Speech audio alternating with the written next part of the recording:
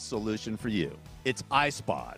iSpod Active is form-fitted compression wear with pockets that fit ice-cold gel packs called FlexPods. These FlexPods fit around your joints, ensuring maximum pain relief. I use it all the time because I'm always active, playing golf, working out, fixing up my place right now, and I put it on in the evening around my back, and it gives me maximum pain relief. Lakers legend James Worthy is a founder of this company and really believes in it. To find out more about iSpod, go to iSpodActive.com and get yours today. That's ICEBOD Active.com. This week, they are having a flash sale where you can save 25% off by using the promo code KCAA. Go to iSpotActive.com. And now, the voices of KCAA with an exciting announcement. Want to hear NBC News or KCAA anywhere you go? Well, now there's an app for that. KCAA is celebrating 25 years and our silver anniversary with a brand new app. The new KCAA app is now available on your smart device, cell phone, in your car, or any place. Just search KCAA on Google Play or in the Apple Store. One touch and you can listen on your car radio, Bluetooth device, Android Auto, or Apple CarPlay. Catch the KCAA buzz in your earbuds or on the streets, celebrating 25 years of talk, news, and excellence with our new KCAA app. Just do it and download it. KCAA, celebrating 25 years. KCAA is your CNBC News affiliate. We're the station that gets down to business.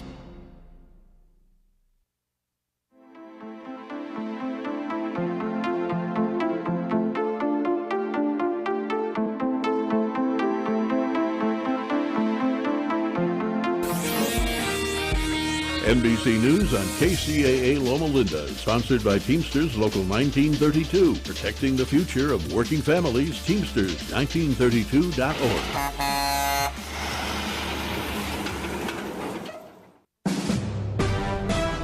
NBC News Radio, I'm Lisa Taylor. FBI Director Christopher Wray is resigning. President-elect Trump has already tapped former Justice Department prosecutor Kash Patel to replace Wray. Wray was appointed by Trump in 2017. The NYPD says the gun found on the man suspected of killing United Healthcare CEO matched shell casings found at the Manhattan crime scene. Kristen Marks reports. Commissioner Jessica Tisch also confirms that Luigi Mangione's fingerprints matched prints found near the scene. With fingerprints that we found on both the water bottle and the Kind bar near the scene of the homicide in Midtown. She says the gun found on Mangione when he was taken into custody at a Pennsylvania McDonald's Monday is now at the NYPD crime lab. These are the first forensic matches that tie the 26-year-old to the scene where Brian Thompson was murdered on December 4th. Mangione remains in custody in Pennsylvania, where he's fighting extradition to New York. Lisa Taylor, NBC News Radio. Oh, could this vintage store be any cuter? Right? And the best part? They accept Discover. Accept Discover? In a little place like this? I don't think so, Jennifer. Oh, yeah, huh? Discover's accepted where I like to shop. Come on, baby, get with the times. Right, so we shouldn't get the parachute pants? These are making a comeback. I think. Discover is accepted at 99% of places that take credit cards nationwide. Based on the February 2024 Nielsen report. One of the best ways to build a healthier local economy is by shopping locally. Teamster Advantage is a shop local program started by Teamster Local 1932 that has brought together hundreds of locally owned businesses to provide discounts for residents who make shopping locally their priority. Everything from restaurants like Corky's to fun times at SB Raceway and much, much more. If you're not currently a Teamster and you want access to these local business discounts, contact Jennifer at 909-889-8377, extension 224. Give her a call. That number again is 909-889-8377, extension 224. For over 75 years, the Marine Toys for Tots program has provided toys and emotional support to economically disadvantaged children, primarily during the holidays. But needs are not just seasonal, and now, neither is Toys for Tots. They've expanded their outreach to support families in need all year long. with their new programs, including the Foster Care Initiative, the Native American Program, and the Youth Ambassador Program. To learn how you can help, visit toysfortots.org. The caring staff at Mac Flavor Ingredients reminds everyone to please take the opportunity to give blood. By doing so, you may save the life of a friend, child, elderly person, surgery patient, or an accident victim. So give blood. It's safe, simple, and saves lives. This important reminder is a courtesy of Mac Flavor Ingredients in Riverside, where they care about the safety and welfare of our community. Be a silent hero, and if you can, give the gift of life. Give blood.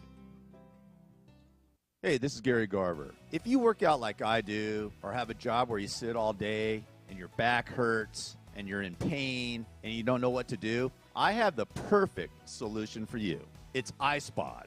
iSpod Active is form-fitted compression wear with pockets that fit ice-cold gel packs called FlexPods. These FlexPods fit around your joints, ensuring maximum pain relief.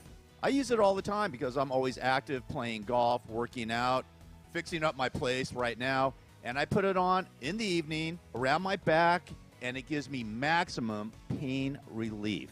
It's amazing. You have to get it if you're in pain. To find out more about iSpod, go to iSpodActive.com and get yours today. This week, they are having a flash sale where you can save 25% off by using the promo code KCAA. Plus, they have free shipping. Go to iSpodActive.com. You're going to be pain-free, and you're going to love it. Welcome to the Worker Power Hour with Randy Corrigan, a brand new show about labor and worker issues. The host of the show is Randy Corrigan, Secretary, Treasurer, and Principal Office and leader of Teamsters 1932, one of the largest public sector labor unions on the West Coast, representing workers in government and non-sworn law enforcement personnel. Randy Corrigan is a 30-year Teamster who first became involved in the labor movement by volunteering his time as an organizer with the Teamsters Union at the age of 21. Since then, he's helped thousands organize, mobilize, and achieve bargaining rights. He accomplished this by spending countless hours with brave men and women all over Southern California, in their living rooms, on the picket line, to bring workers towards victory. This is the Worker Power Hour. And now here's the host of the show, Randy Corrigan.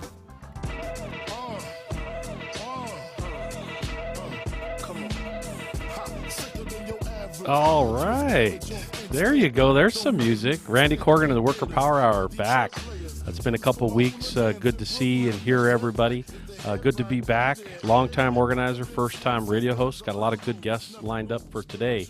And may I not forget, this is KCAA 1050 AM, 106.5 FM. This is the Teamsters 1932 Broadcast Network airing live from San Bernardino. Yes, live this week. And we do have a lot of live shout-outs here in a minute. Sorry, I have missed the last couple weeks. I had a family emergency last week, and then the previous week was Thanksgiving week, and so it's good to be back. Boy, is there a lot of news that's happened in the last couple weeks, so I am gonna put it in lots of different places throughout this next couple hours. But Randy Corrigan of the Worker Power Hour, definitely been an exciting couple months. It's been an exciting. Today has been exciting. I got something big in the news to announce. I'm so proud of the workers here in San Bernardino, something that just happened just a couple hours ago with the Amazon workers at the Air Hub. They demanded recognition, marched on the boss, and demanded that the employer recognize their right to form a union. There's more than 1,000 workers at that facility. This is incredible. It's an incredible movement. I'll talk a little bit more about it when I get into the news, but I'm so excited by it. I just have to say it right out the gate. And so a recap of our last live show was December 10th. It's December 10th. My bad, everybody. And actually, it's December 11th. It's December 11th. Boy, I guess this break has gotten to me, right? Come on, Mark, you got to help me here.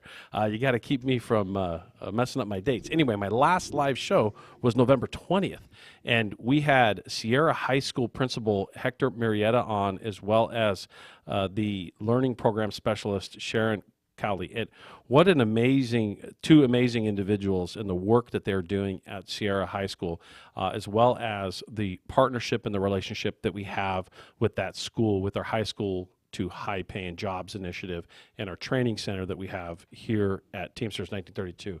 It was good to hear from them, the programs and what they're doing with the kids and how they're teaching them skills. Most people may not know that 82% of kids do not go to college in the Inland Empire, and that is okay. We got to stop telling people that they're a failure. It's okay. There are some of us that are not cut out for college. It's okay.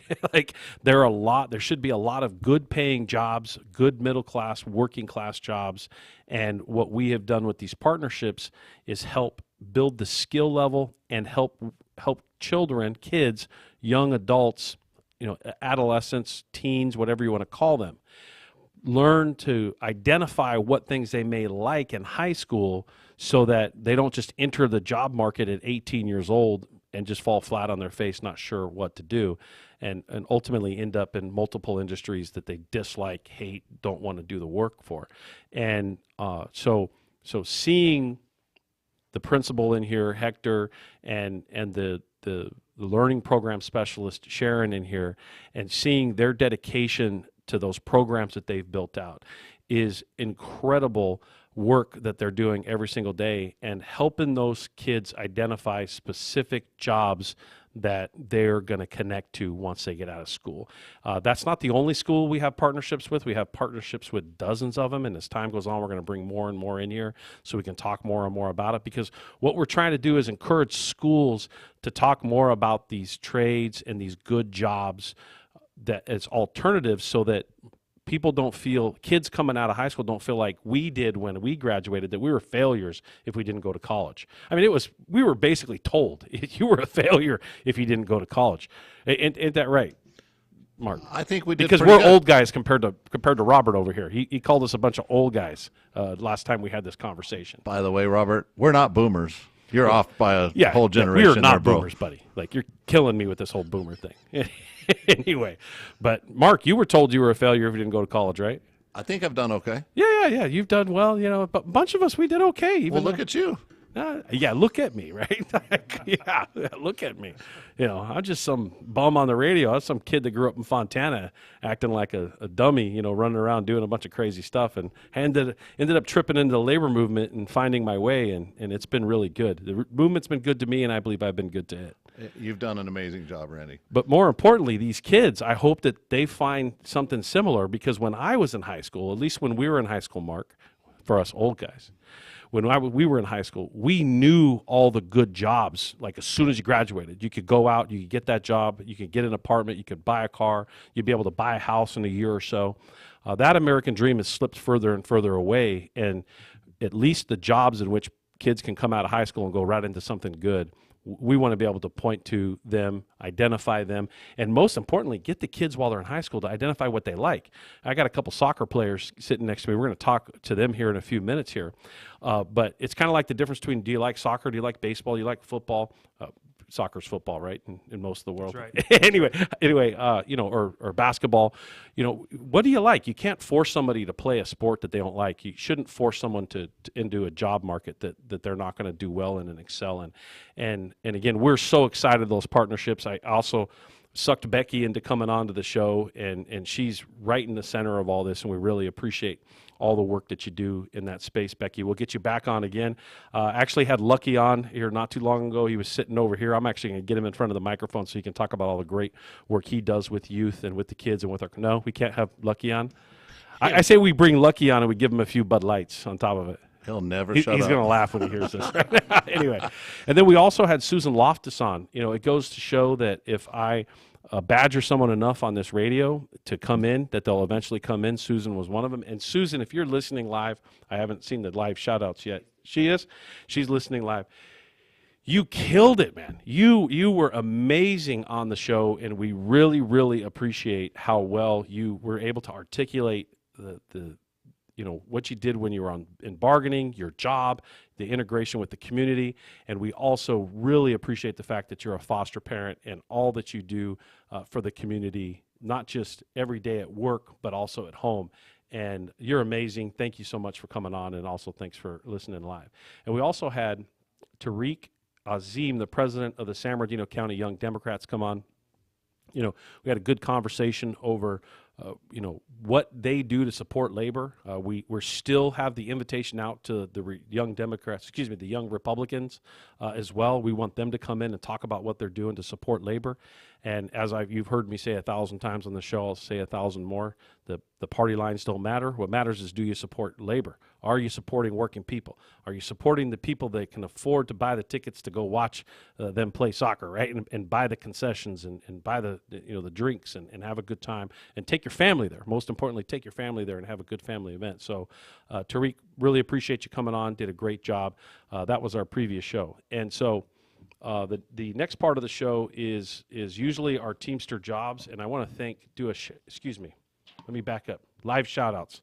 I have a long list of live shout-outs because I missed a couple weeks, and it was interesting while I was out. I kept getting these text messages. Hey, Randy, don't forget to mention me while I'm on the show. And I'm like, I'm sorry, I'm not going to have a show this week. So we're making up for it. And the first one I want to mention was everybody that showed up to the open house last week. A week ago today, we had an open house here and had hundreds and hundreds and hundreds of members. Santa was here. The kids were here taking pictures. Obviously, we're able to get a picture with Santa and not have to pay, $700 like you do if you go to the mall. And it's a great Santa. It's a great picture. And the kids seem to have a really good time. There's games here. And so I want to do a big shout out for the open house and everybody that came. And unfortunately, I was unable to be here because of what I said earlier. But what we were planning on doing, and we'll try to do it next year, is we were going to run the radio show at the same time, and then we were going to just bring members in and let them get on the radio show live. So think about it next year when you're coming in. We maybe parade them in throughout the show and get everybody to just get on the air for a few minutes, talk about what you do, the amazing work you do with the community, and how much fun you're having at the open house. And also a big shout out and thank you for our entire staff for all the work they do to make sure that function and that event is successful. Was another great function. Really appreciate that. So we also have Ivan Cruz and Patricia Flores from Rialto TAD, Tina Morgan from the Redlands TAD, Jason Nugent from San Bernardino TAD 02, Jenny Hernandez from Public Health, Holly Edison, Human Services retiree.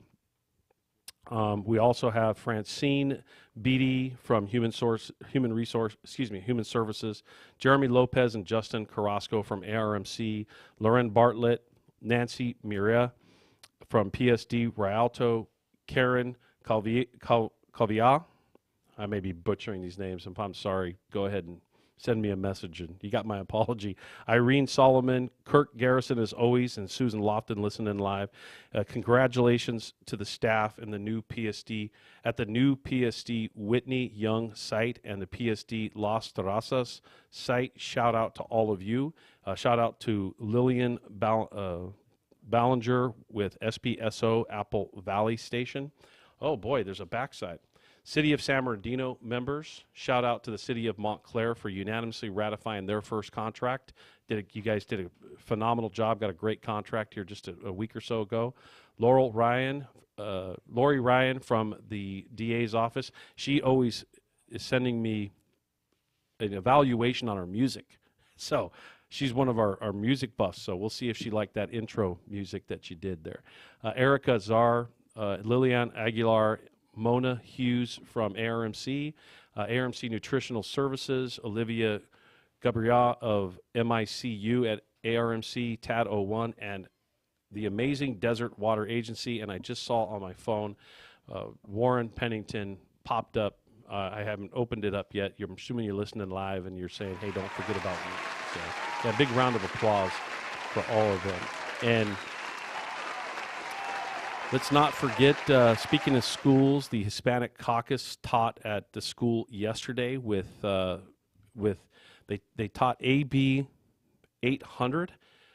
Just Monday, our Hispanic Caucus was in LA with the labor trade with Labor Tech, UCLA Trade Tech, and they taught kids in high school collective bargaining, the principles of bargaining, the importance of what to bargain, and the importance of health care and wages and all that good stuff. And so great job the UCLA Labor Center did a great job of not just only spotlighting the program of teaching kids how important collective bargaining and unions are, but also teaching them the integrated process and what that takes so that they can make sure that when they get into, as adults, you get into a job where you need health care or retirement vehicles, and just putting the appropriate value on it. Because sometimes what we do is we just say, give me more money, more money, more money, and we don't realize that there's this huge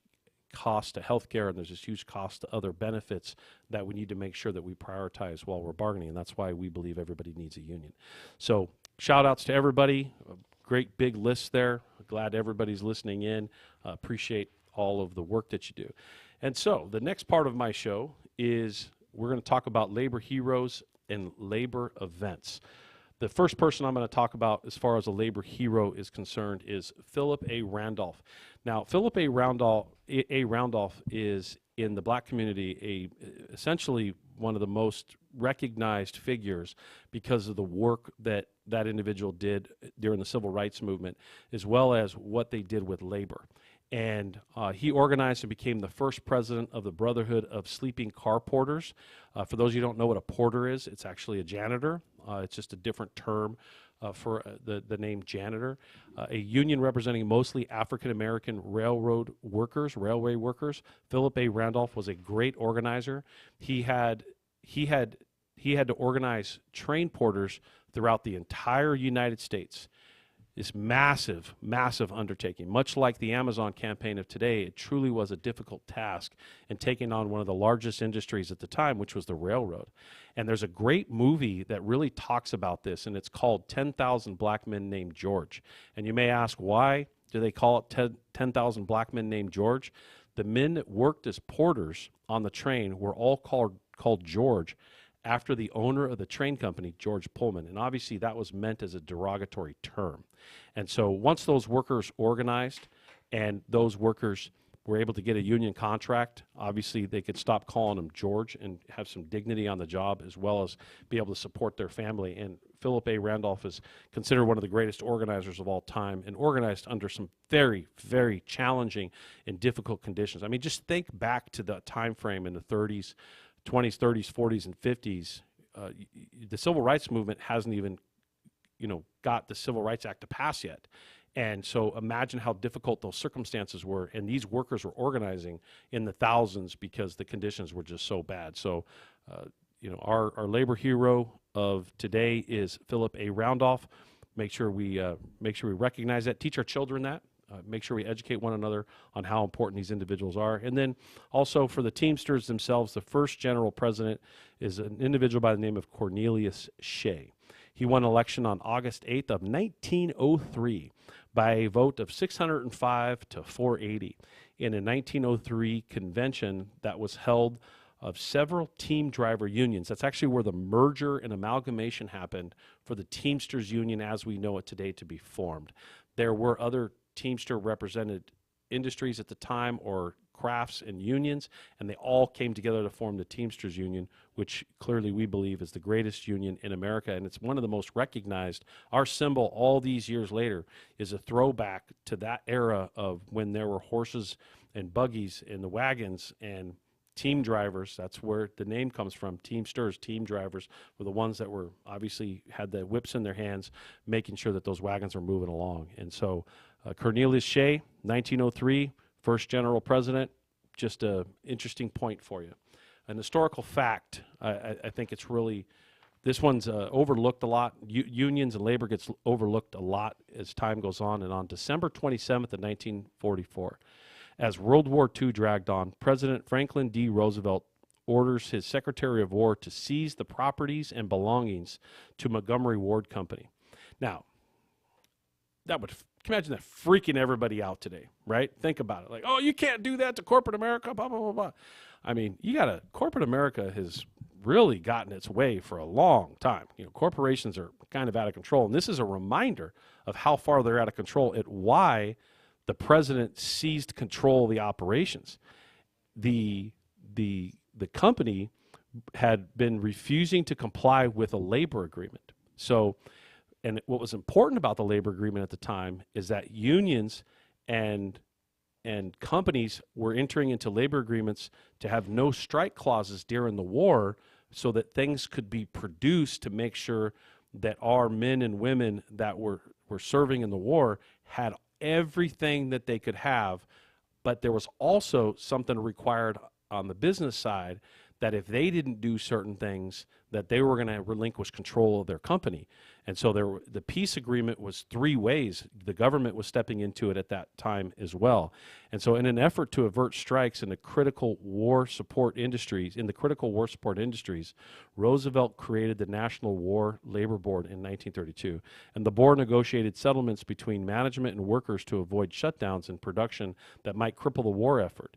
And so during the war, the well-known retailer and manufacturer Montgomery Ward had supplied the Allies with everything from tractors to auto parts to workmen's clothing and items deemed as just as important as bullets and ships. However, Montgomery Ward chairman Sewell Avery refused to comply with the terms of 3 different collective bargaining agreements, and that was with the United Retail, Wholesale, and Department Store Union. They had hammered out an agreement in 43 and 44. And after Montgomery Ward refused the second order to negotiate, the government stepped in and seized the plant in Chicago and said, no, you're not going to do that. We're not going to have labor unrest in the middle of something that's that important. And so, we're not sure if in today's day we could get the Trump administration to act in the same manner if Amazon refused to bargain. Ironically, we're in a situation right now where Amazon's refusing to bargain. And so we're actually going to be asking President Trump, President-elect Trump, to step in and deal with Amazon's refusal to bargain. They actually have refused to bargain in what is now 24 locations, 24 units across the country. That's stacking up. More and more is growing. These workers have a right to a collective bargaining agreement, and Amazon shouldn't be snubbing their nose. So nice little point back in history. Thank you, Carlos Gonzalez, for pointing this out and identifying something so important from 1944 that really holds true to how things are happening today. And so I do have news next, but what I'm going to do is I'm going to jump into our Teamster Advantage partner. I'm going to shift here, and I'm going to talk about our guests that are sitting next to me, and I'll spread some of the news out in some other parts of the show later on. Our Teamster Advantage program has more than 1,000 small businesses connected to it throughout the Inland Empire. That program is one of the things I'm most proud that we've built, because it's built an integration for us into the community that normally unions kind of aren't in that space. And it really does a good job of showing small businesses and all these entities that all we're trying to do is make sure that our members have good wages and benefits and that they spend their money locally. And we would rather them spend their money locally on making sure goods and services and the economy in an area is healthy versus the money going out and going somewhere else. Number one, we want them to have as much money as possible to spend, because we find the more money our members have, the more they spend. So we want them to spend it on small businesses. And our Teamster Advantage program has just been a fabulous program that's been laid out throughout the entire area. And all of these different partnerships that we've built out have been just so much fun. And they're unique. Like today we have the Empire Strikers. And so I love the fact, this is my favorite soccer team, right? Like, this football club. Yes, this is the real football, by the way. And I'm sure they'll chime in here in a minute. But they're named Strikers. What better thing for us to sponsor, right? Like if you're going to sponsor anything, I'm glad we're sponsoring something called Strikers. And so with that, I have a couple individuals here that I'll let them introduce themselves. Hey, Randy. Yeah. Can we take them out to Amazon? Oh, we should. Hey, let's go. Right now. Come on. Let's go. Give us some signs. We'll be right there. Professional Strikers right there.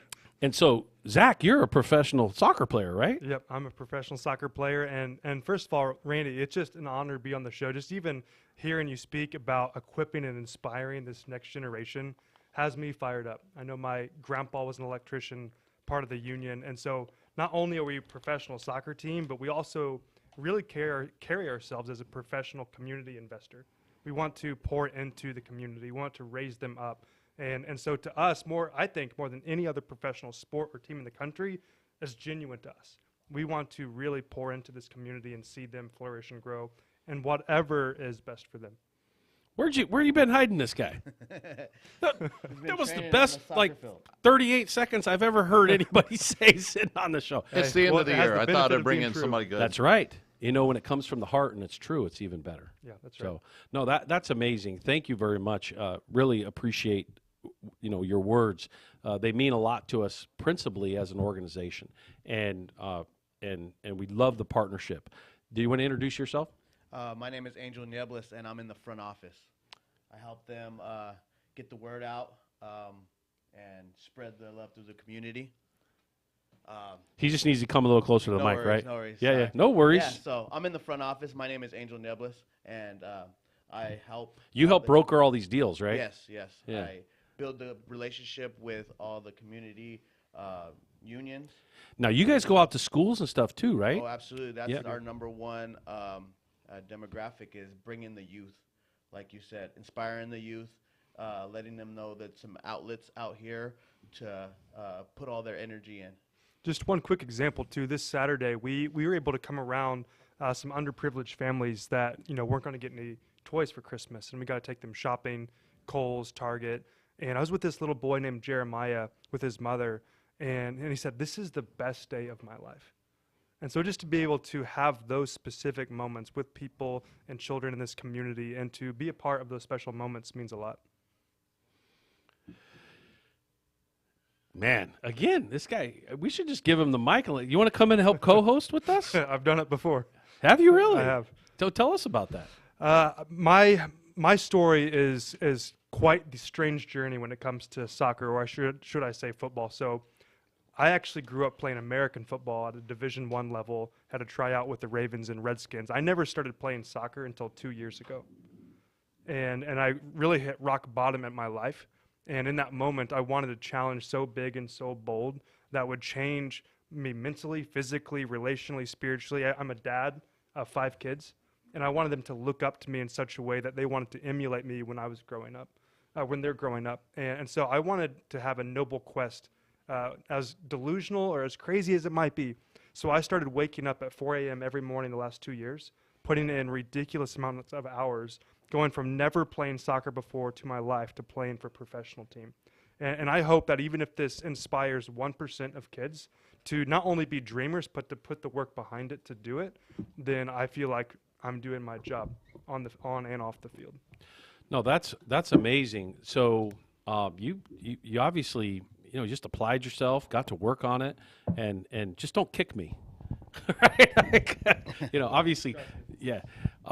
And so what position did you play in football? So I was a slot receiver in football. I was the short little guy that got beat up by the linebackers, all the concussions. Had a blast. Absolutely loved it. There's nothing I love more than getting absolutely rocked by a safety or linebacker than standing up and handing them the ball. Tell them they got to hit me a little harder. Oh, yeah.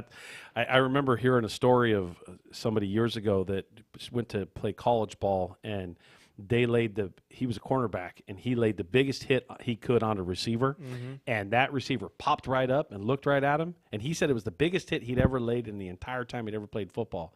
And he said when he saw that receiver jump up and look at him and say, "Good hit," and move on, he went, Hey, there's no better feeling than that. Yeah, no better for you feeling. on the receiver side. You got to deflate the balloon right there. Yeah, that's crazy. So I see that you guys have a special here. You have a game. You got Empowerment Night, and then you have Home for the Holidays Night on Friday, December 13th, and then Thursday, December 19th. And you guys have a special. I think people can get tickets for $12 and up for the whole family. Exclusively for your members, for the Teamsters members. Oh, nice. And so there's a QR code here. I know you're not going to be able to do it through the screen here, but you can catch it through one of the avenues on our website. Yeah, I know you can get it on the mobile app. You can get it on there, as well as you can come into the front office at the Teamsters here, and you can get it at both those locations. See, he knows it better than I do. And look at this. We're actually crazy enough. We want to do 50% off. We want to make it affordable for every family. We want everyone to be there to catch the excitement, the fast action, all the goals, and also to know that every dollar being spent is allowing us more time to also invest into the community. That's awesome. So many reasons for them to come out. Yeah, we need to. We also know that during the holidays, people are busy too, and that's a nice little break from it too. Yeah, absolutely. Take the family, especially if tickets are relatively inexpensive, and then obviously the concessions aren't like going to Dodger Stadium. You know what I mean? Yeah. It's not $18 for a affordable. beer, right? It's actually affordable. I actually You gonna wanted say to touch something, on that Ken? real quick.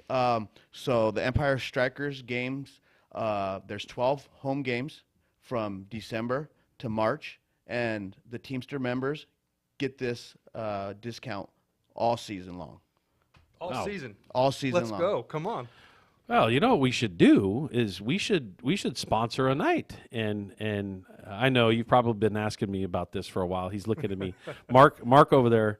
Mark, if you asked me like 5 or 10 times, see now it's real. It's sitting in front of me. I'm like, okay, yeah, let's do it. Oh, no, Randy, Mark's sitting I've over there. never I asked you before. like 5 times, Randy.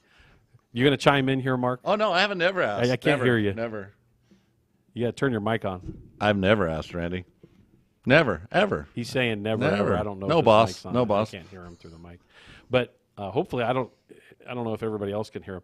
Yeah, let's put something together. That way, maybe what we'll do is we'll sponsor a certain amount of tickets, encourage some people to buy other tickets, do a little event. Maybe we can do something on the field or something like that. Absolutely, Be we would love incredible. that. I can't think of just a better way to deepen the partnership. Yeah, and we appreciate the partnership. Is there anything you want to do before we wrap this up? Anything you want to say or anything you want to cover before we close out this part of the show? I would just say when you come out, it's more exciting than what people even realize. Like in regular outdoor soccer, there's not a lot of action. There's not a lot of goals, maybe one goal, a lot of ties. Here we're talking 5, 6, 7, 8 goals a game. Absolutely electric. It's fast-paced, nonstop. People are subbing on and off the field. So it's just genuinely entertaining along with like a lot of quality talent. So it'll be an experience that people will definitely want to come out and see. And once you come one time, you'll be hooked. Why do you think soccer's not taken off in America like it has? I mean, it seems like every kid plays soccer, but then as far as the professional sports are concerned, it's not as big in America than like it is in other countries. That's a great question. I think there's multiple layers to that. The first being that our main sports that media pushes and big money pushes is they have football, such control. Basketball, yeah, it's just so deep in here, and it's the culture. And so I think even my perspective is unique that I didn't grow up playing soccer. I grew up playing football, and as I've stepped into that world, realizing, my goodness, there is such an opportunity here. All you need is a ball. You can play anywhere. And so I really think with the World Cup coming, the Club World Cup, the MASL growing exponentially, that we're going to see a shift in that culture in the next 5-10 years. What I have always felt that the reason why it never took off is partially by what you said, but my vantage point, not that I'm an expert on this at all, is because in soccer you don't have breaks. And so where's the commercials? Where do the commercials go? Yep. And so as corporate America has control over everything in the world here, and especially everything in America, that's my opinion as to why. Now what you see is when they are playing some soccer, the digital age allows it to be kind of on the bottom. It's in the borders. It backs out. You can still see the game in the corner. And I think that they're starting to play with that. But I think that the onset of it really was as basketball, football, baseball, and everything else was really dominating the culture in America. You had the advertising issue. Yep. And with soccer being obviously a tough sport because you were literally running that entire time straight, and there's very little breaks, not like there is in the other sports. Hell, baseball, you got to break every half inning. Yeah. And again, I'm not minimizing how tough their sport is too. Every sport's at a professional level is extremely difficult. But I think it really boils down. I think that's part of it. That's the advertiser. And it's just food for thought. I'm not an expert on it. I just throw my 2 cents in. No, you're exactly right. I think as the MASL league is growing, we actually have quarters, we have halftime, we have timeouts. And so with that, there's actually a lot more time for commercials and for advertising. So we think that it's actually even more scalable than people even think. Yeah, I would agree. It sounds, but good luck to you. I really appreciate the partnership, and we'll try to put something together. Maybe enough people will be listening to the show that we'll be able to figure out, kind of get a temperature on how many will participate in showing up to an event. I know we're huge sponsors for the 66ers here in town, and one time we actually rented the entire stadium and filled it with our members. And so we really like to do things like that. We do with women's basketball, WNBA. We buy a bunch of tickets. Matter of fact, just a couple months ago, it was in August. I guess it's more than a couple months ago now. We took a whole busload of our women members and said, hey, you do all these male sports, got to do the things for the ladies too, right? Yep. So really looking forward to the partnership. Really appreciate you coming on, Zach and Angel. We want to thank you deeply from the Empire Strikers, the Teamsters partnership. And with that, let's roll to a quick music break so that we can transition. This is Randy Corrigan of the Worker Power Hour, KCAA 1050 AM, 106.5 FM, live from San Bernardino. This is the Teamsters 1932 broadcast network. Mark, play some cool music, would you, for Lori?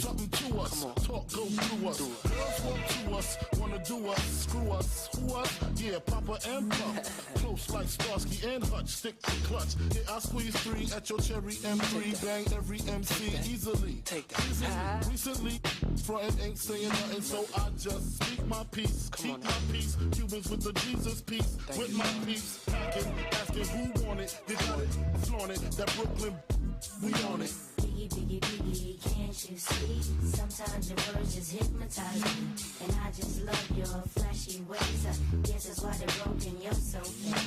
Biggie, biggie, biggie, can't you see? Sometimes your words just hypnotize me.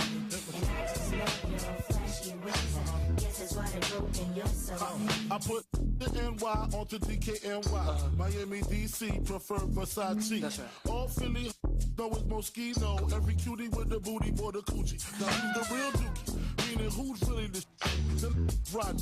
Frank White pushed the 6 on the Lexus LX 4.5. Bulletproof glass tips if I want some. Gon' blast squeeze first, ask questions last. That's how most of these so-called gangsters pass. At last, rapping about some bras, menage a trois, some expensive cars, and still leave you on the pavement. Condo paid for, no car payment. At my arraignment, note for the plaintiff. Your daughter's tied up in the Brooklyn basement. Face it, not guilty. That's how I stay true. Richer than rich, so you come and get. Come on. Biggie, biggie, biggie, can't you see? Sometimes your words just hypnotize me. And I just love your flashy ways. I guess that's why they're broken, you're so fake. Biggie, biggie, biggie, can't you see? Sometimes your words just hypnotize me. And I just love your flashy ways. I guess that's why they're broken, you're so fake. I can fill you with real millionaires. That's cargo, my cargo, 160, swiftly, wreck it by your new one. Your crew run, your crew run. I know you sick of this name brand with flows, girl, stay heat, sweet like licorice. So get with this, it's easy. Girlfriend, here's a pin. Call me round 10, come through, have on rubs, that's Persian. Come up to your job, hit you while you're working for certain. Papa freaking, not speaking, leave that leaking like rapper demo. Tell them, take their clothes off slowly. Kill them with the force like Obi, black like Kobe, watch me roam like Romy. Lucky they don't owe me, where to say show me, homie. Biggie, biggie, biggie, can't you see? Sometimes your words just hypnotize me. And I just love your flashy ways. I guess that's why they're broken, you're so fake. Biggie, biggie, biggie, can't you see? Sometimes your words just hypnotize me. And I just love your flashy ways. I guess that's why they're broken, you're so fake. Biggie, biggie, biggie, can't you see? Sometimes your words just hypnotize me. And I just love your flashy ways. I guess that's why they're broken, you're so fake. Biggie, biggie, biggie, can't you see? Sometimes your words just hypnotize me. And I just love your flashy ways. I guess that's why they're broken, you're so fake. There, I just heard him. Randy Corrigan back with the Worker Power Hour, KCAA 1050 AM, 106.5 FM, the Teamsters 1932 Broadcast Network, live from San Bernardino. We have our next set of guests on, another Teamster Advantage partner that we've had here actually for some time. We have Shay, and I am sorry. My name is Duke. Duke, I'm sorry, Duke. Shay, and I actually have Zach, who was in here a minute ago, his last name was Duke. Yeah. And I'm like, his name's Duke. And then I went, no, I'm mixing them up. So then I was like, anyway, I didn't want to call you the wrong name. But anyway, we have Shay and Duke here from Aloha Plumbing, Heat, and Air. And is Aloha because you guys love Hawaii? It's because I'm Hawaiian. Because you're Hawaiian? Yes. Which island? It's from the Big Island. From the Big Island. Okay, okay. My dad was from the Big Island. So I'm not going to go through the whole introduction like I did earlier about the Teamster Advantage program and repeat myself. Obviously, it's my favorite program that we have, and we really appreciate the partnership and appreciate your partnership. But we love to have our Teamster Advantage partners actually on the air and talk about the business that you do. And I would love for you to take a couple minutes, talk about your business, how long it's been around, where it is, cool stuff, maybe a funny story. Who wants to go first? You want to introduce us? Oh, awesome. Yeah, sure, for sure. We started in 2007 as really a handyman business. Then Duke eventually got his license. I was going to school full time. I actually graduated school in 2016 and then decided to market for our company. And it kind of just grew from there. You want to add something to that? No, we're just family grown and continue to try to grow throughout the Inland Empire. So what are the things that you do? In other words, what are the problems that you run into that you fix? We do everything from minor water leaks to free inspections to heating and air to insurance leaks. And we basically go pretty much everywhere because we have contracts from here to Orange County to LA County, so there's pretty much nowhere we will not go. I was going to say essentially from the ground up, anything from underground up. So any from the underground rough plumbing to the finish. Right. Do you? I remember reading something years ago about plumbing that the toughest day for plumbers is actually the day after Thanksgiving, and everybody would always everybody would always say, "Oh, well, it's because of the toilet," and it's actually not the toilet. Right. From what I understand, it's because everybody makes the mistake of putting all the stuff down the sink, Yes. and then it goes in and it expands on them, and it gets stuck. So is this what I read? Was it true? It is absolutely Okay. true. They use the garbage disposal as a trash can. Right, and it's not supposed to be. Right. So, what's the most interesting thing you found in the plumbing? I hear there's a good story coming. There is. We were snaking a line, and a main line clog. We ended up pulling back a bunch of different things and stuff that's not supposed to go down your lines. So I notified the husband that you can't flush condoms and stuff like that. And then he proceeded to look at me, and I showed him it's stuck on my snake. He goes, huh, and he paused, and he says, I'm fixed. So after that, we basically just kind of got out of there. You're like, exit stage very, left. Very awkward, very fast. So. Oh, I hate to laugh at someone else's trials, but hey, at the end of the day, that's a pretty interesting scenario situation. That had to hit you like a ton of bricks standing there. Yeah. You're like, It's been a couple times. Hopefully it's the kids. There were no kids. That one, I'm trying to find something. I'm trying to find something. Uh-oh. Randy's being a good union rep. Yeah, there you go. Hey, at least someone was being safe. Yeah. They were being safe. Too bad it was the wrong person. So a couple questions coming in here live. First of all, a shout out to say thank you. Somebody that's listening in live said they've been to their house several times and are always awesome and work at it when they have an issue. You do a great job. And so thanks, Jen, for chiming in there and letting us know that you're utilizing this great service through the Teamster Advantage app. Also, someone asked, well, how fast can they respond? These are plumbers. From what I understand, they respond pretty quick. Yes. What's the answer to that? That would be something for Shay. We're very responsive. We usually can get you the same day. If we can't do it that day, then we for sure can get you the next day. Mm-hmm. Yeah. Yeah. Anything else you guys want to cover or talk about? Anything cool that you do? Any promotions or specials that you have? And what does a Teamster Advantage partner get? I know I asked like 4 questions. Right. My bad. We do have our discounts, senior, veteran, and our Teamsters, of course. They're all 10%. Always mention that. We really appreciate Mark reaching out to us and also inviting us to be part of your program. It's been awesome, and we appreciate the customers, and shout out back to them for using us. Yay, we're always here. Yes, we're always here for you guys. We're always willing to help. We are family oriented. We are owner operators here. So we try really hard to keep things honest. And our mantra is really that we're grown by integrity. Mm-hmm. And that's really how we grew. We had no marketing budget. So it was just word of mouth, just kind of the old school way. And that's really how we began to grow Aloha. Yeah. What you may have said it earlier and I may have missed it. What city are you guys located in? Calamasa. Calamasa. I'm in Ukaipa. So next time I got a plumbing issue, the problem with me is I always have a tendency to go, let me try to fix it myself. And You get those calls I'm too? usually pretty handy. It's rare that I got to call someone because I messed up my handiness. It's usually that I got we get a lot of we'll fix it ourselves or YouTube before we get called. Hey, so do you have a good story on someone trying to fix something themselves and you having to come in and repair it? I can just imagine the different things with plumbing, things not being level, things, not flowing downhill. I can think of one if you can't, and I'll bring you back. It was some time ago when they thought he was a handyman, and he really was someone on drugs, and he did the water heater but didn't connect anything. Okay, yes. That was pretty.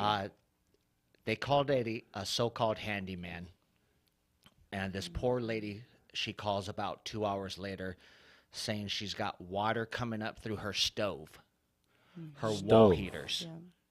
Wow. So I actually still have the video. It's about 3 years old. But he connected gas lines to the water line and flooded her house. Oh, my goodness. She went to call him. He didn't answer, but called her later and was still demanding payment. Oh, my. Oh, my. That was probably the worst one we've ever seen when it comes to that. Yeah, that's a tough one. Yeah. I don't know if we're going to be able to top one. I'm not going to ask another one. Between the condoms and the thing, and it's highly entertaining. Yeah, that's definitely an interest, and it's a tough job. I tell you, being a plumber, I'm obviously, I'll get under the sink and do what I got to do, or I'll put some stuff together. I try to do what I can, and obviously, I make sure that I pay someone those things that are beyond my reach, because you can very quickly double, triple, or quadruple your cost if you try to do something you are not capable of doing. Yes. So don't just bust out the pipe wrench Right. and think you're going to be able to fix it yourself. Definitely. But really appreciate that. And any last words before we transfer or we switch over to another part of the show? I would like to say thank you again, and I did want to touch quickly on your speaking to trade schools and or not having a college education. Duke didn't go to college. We have 6 technicians and grew our company, and they all make a very good living. So to touch on that, I think that if you're not necessarily going to college, don't feel bad. Don't feel badly about yourself. Trade schools and learning a trade such as plumbing is not a bad way to go. That's right. I mean, you can make a really good living plumbing, electrical, any of the trades. You can make a good living being a Teamster. You're 100% correct. And a plumbing trade for you specifically is gonna be around forever. So learning that trade and making a living in that space, the difficulty is your back is trying to get underneath the sink or obviously, and you got to be somewhat have a little bit of dexterity with your hands, but the reality is you're right, and we appreciate you recognizing that. We love our partnership with the schools, and we know that over a long period of time we're going to be able to educate more and more kids that when they land into the job market, because the worst thing for someone to do is they go to college, they hate college, they end up finishing college, then they land in the job market instead of at 18 at 22 or 23 or 24, and they hate it just as much. And now they're even further behind. They got student debt, and they got this, and they got that. Like, it's just one of those scenarios where there's been too much of that, and it really boils down because it just hasn't been prioritized in school. Yeah. And, there was this criticism of not going to college and being a failure. I mean, we made the mistake of doing that to multiple generations. Yes. And what's cool now is that educators today are openly admitting that was a mistake, which is how our partnerships are being built with those schools, is they recognize that and they realize, if someone's not going to go to college, they should get Teamster job, a good job, a union job, or a trade, whatever they may be. And that way they're going to be able to support a family, buy a home, and do all the things that are part of the working class dream, right? Yeah, absolutely. So again, thanks to Duke and Duke from Hawaii. There you go. Of course. Look at his shirt. Like he's got Dukes on there. And I'm assuming that was from Honolulu, right? So just real quick, what made you leave the island? I just came back from the island. Our son lives in Oahu. Oh, nice. He lives us in Kailua. Well, when you're younger and you don't really have a choice when your parents are moving. That's what it was. Now we're so grounded here, we can't make it back. You can't even get back to hang out? No, we tried and then COVID hit. Oh, okay, okay. All right, so Duties do call sometimes. We're busy. Well, once again, thank you for your partnership. Really appreciate the relationship, and I'll give you one last shout out to anything you want to say before we close out this part of the show. Aloha. Aloha. Give us some real quick music. I know that we've got another break at the top of the hour, but let's do a quick music break. Is it going to be the same music, or is it going to be different music, Mike? Oh, it's different music. See? This is Randy Corrigan in the Worker Power Hour, KCAA 1050 AM, 106.5 FM on the Teamsters 1932 Broadcast Network. Live from San Bernardino. Take a quick break.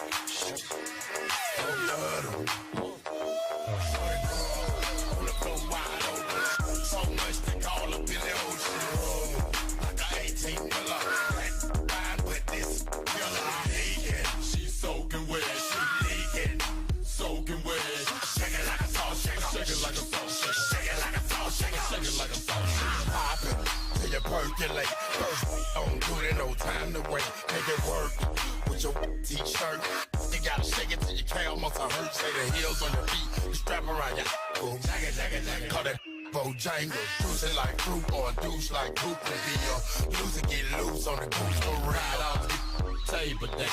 If you got 10, then your friend.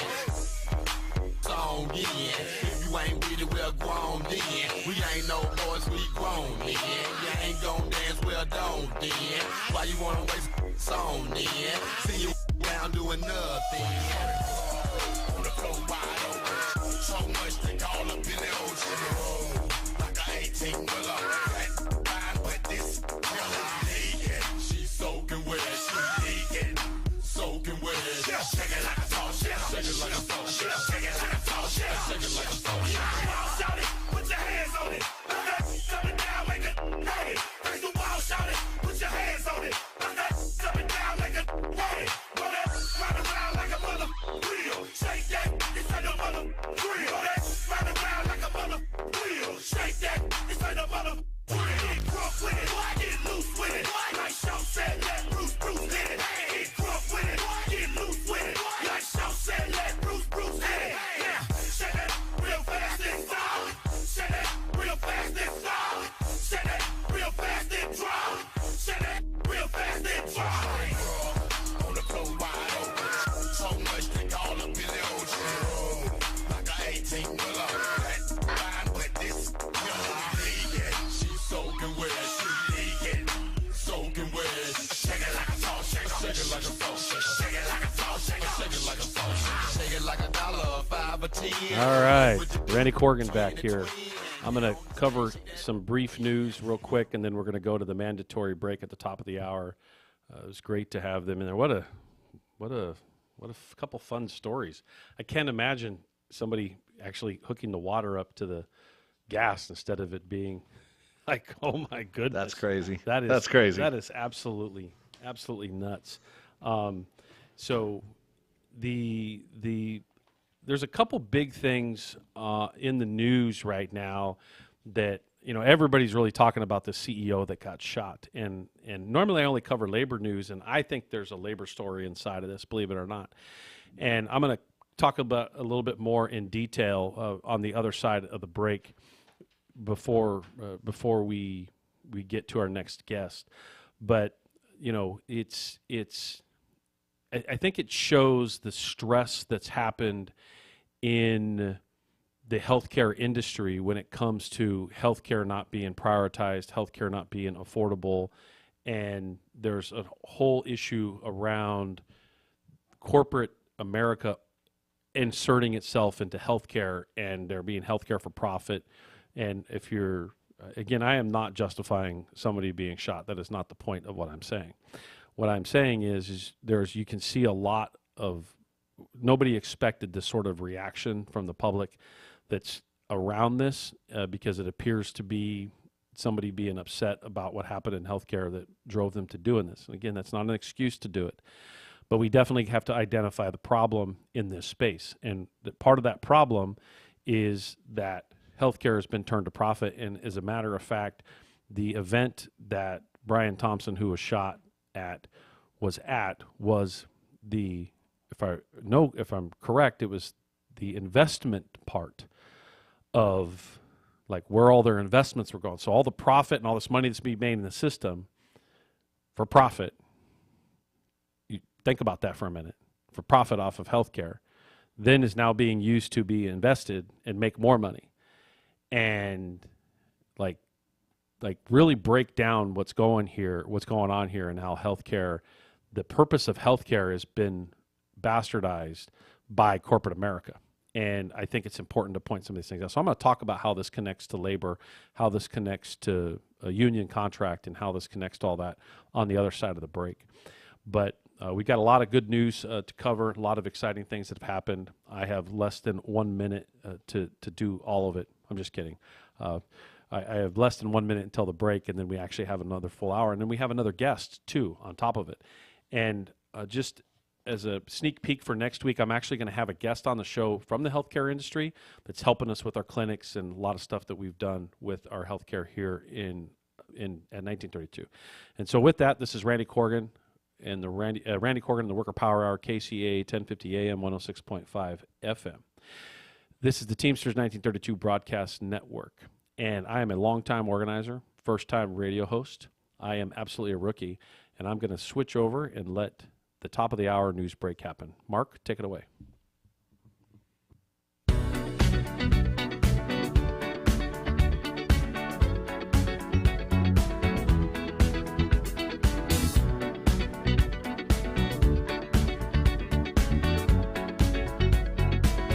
Like the legend of the Phoenix.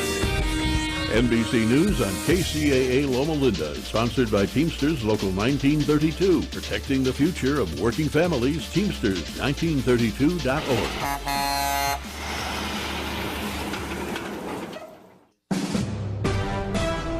NBC News Radio, I'm Lisa Taylor. FBI Director Christopher Wray is resigning. President-elect Trump has already tapped former Justice Department prosecutor Kash Patel to replace Wray. Wray was appointed by Trump in 2017. The NYPD says the gun found on the man suspected of killing United Healthcare CEO matched shell casings found at the Manhattan crime scene. Kristen Marks reports. Commissioner Jessica Tisch also confirms that Luigi Mangione's fingerprints matched prints found near the scene. With fingerprints that we found on both the water bottle and the Kind bar near the scene of the homicide in Midtown. She says the gun found on Mangione when he was taken into custody at a Pennsylvania McDonald's Monday is now at the NYPD crime lab. These are the first forensic matches that tie the 26-year-old to the scene where Brian Thompson was murdered on December 4th. Mangione remains in custody in Pennsylvania, where he's fighting extradition to New York. Lisa Taylor, NBC News Radio. Not sure how much you know about Progressive Insurance. You may know us for insuring your home and auto. You may know a couple of our commercials. But what you may not know is that since 2013, Progressive has been honoring veterans with vehicle donations through the annual Keys to Progress Veteran Vehicle Giveaway Program, giving back to those who gave so much. Now, you probably didn't wake up today saying, I really wish I knew more about Progressive Insurance, but this seemed like the type of thing people wouldn't mind hearing about. Find out more about how we're dedicated to our customers and communities at Progressive.com. Progressive Casualty Insurance Company and Affiliates. Are you looking for a good union job? The Inland Empire's 14,000 member strong Teamsters Local 1932 has opened a training center to get working people trained and placed in open positions in public service clerical work and in jobs in the logistics industry. This is a new opportunity to advance your career and raise standards across the region. Visit 1932trainingcenter.org to enroll today. That's 1932trainingcenter.org. What does it take to take on Alzheimer's? Awareness that nearly 2/3 of those diagnosed are women, including Black women. Dedication to lowering your risk by eating healthy and monitoring blood pressure. And confidence to talk to your healthcare provider about screening and early detection. You have what it takes to take on Alzheimer's. Learn about signs and screening at takeonalz.com. Brought to you by the California Department of Public Health. You've eaten lots of great food and not so great food at restaurants. Cowboy Burgers in Fontana and now on Arlington and Riverside will fast become one of your favorites with their delicious, mouth-watering burgers and breakfast burritos. Cowboy Burgers and Barbecue also serves fantastic smoked barbecue baby back ribs, tri-tip, chicken, pulled pork sandwiches, as well as lunch and dinner plates. Everything is made from scratch, including their delicious side dishes like coleslaw, potato salad, barbecue beans, and much, much more. Check out their rich, decadent chocolate brownies. Hi, I'm food critic Alan Borgen, and you can dine in, take food out, or have them cater your next special event. I highly recommend Cowboy Burgers and Barbecue at their new location at 5573 Arlington Avenue in Riverside. Just look them up on the internet. That's Cowboy Burgers and Barbecue. Happy eating! And perfect for the holidays, Cowboy Burgers and Barbecue is also available for catering. That's Cowboy Burgers and Barbecue in Fontana and now in Riverside on Arlington. Hey there, it's James Worthy, and I'm here to talk about something that's making waves in the world of recovery, IceBod Active. Whether you're a pickleballer, tennis pro, soccer fanatic, basketball champ, or a runner, IceBod Active is your ticket to quicker recovery and peak performance. Picture this, form-fitting cryo compression wear that not only supports your muscles, but makes you look good while you're doing it. IceBod Active is the ultimate fusion of style and functionality. And here's the best part.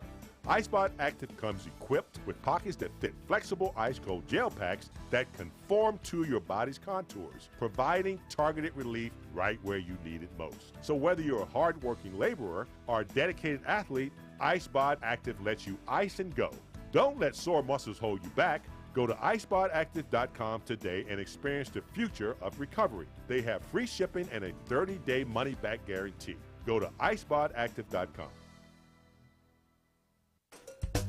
Welcome to the Worker Power Hour with Randy Corrigan, a brand new show about labor and worker issues. The host of the show is Randy Corrigan, Secretary, Treasurer, and Principal Office and leader of Teamsters 1932, one of the largest public sector labor unions on the West Coast, representing workers in government and non-sworn law enforcement personnel. Randy Corrigan is a 30-year Teamster who first became involved in the labor movement by volunteering his time as an organizer with the Teamsters Union at the age of 21. Since then, he's helped thousands organize, mobilize, and achieve bargaining rights. He accomplished this by spending countless hours with brave men and women all over Southern California, in their living rooms, on the picket line, to bring workers towards victory. This is the Worker Power Hour. And now here's the host of the show, Randy Corrigan.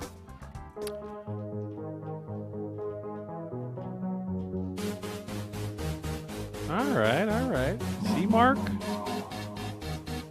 See, but that's a little bit too slow of an intro. I like the song. Randy Corrigan and the Worker Power Hour, KCAA 1050 AM, 106.5. Yes, it's a great song.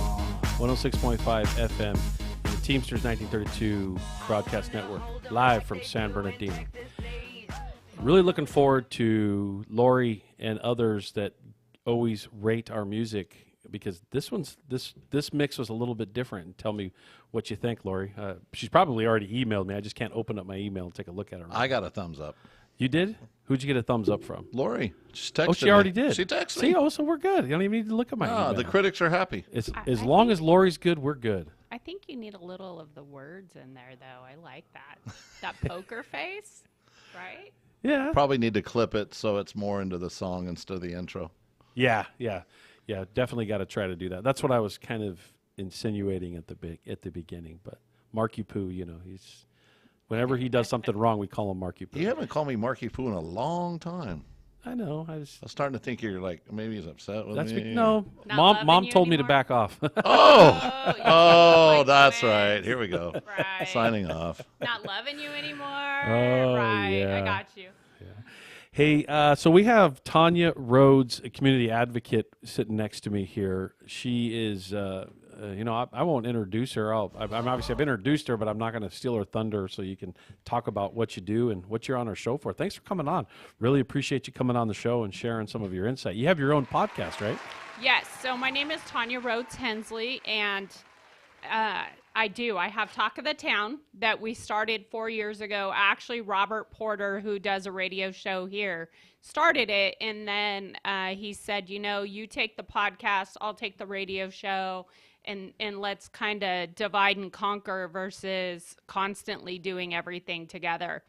And so we started it with a vision of what are the positives going on in San Bernardino? What are the things we need to address, and how do we move forward? So me as a person, I was in education for 27 years, everything from preschool through university. Before I left, I started looking at, I worked with teachers and administrators, coaching them, and how do you swing the pendulum of schools in our city and moving it forward. And that became working with kind of some law enforcement agencies and how to swing the pendulum, working with different,